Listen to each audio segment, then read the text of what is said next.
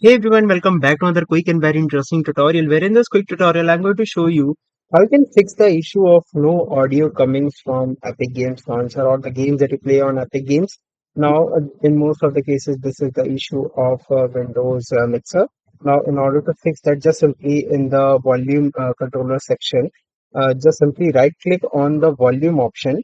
Here, click on this option that says Open Volume Mixer.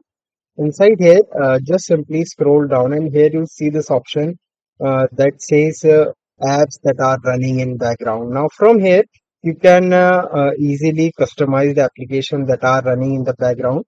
Like for here, for example, the OBS is running.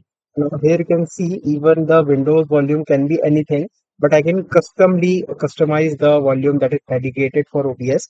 And similarly, if you play any other game on the Epic Games launcher, you just simply first of all launch the game, then come to then come to this volume mixture, and from here you can easily adjust the amount of volume you want from the game. And in case if there's no volume, the probably the audio have been muted for that specific game. So you can easily adjust it from here only. Alright, so that's it for this tutorial. I hope this video will be helpful for you. Make sure to hit the like button and subscribe button for more such helpful and interesting tutorials. See you in the next one. Take care.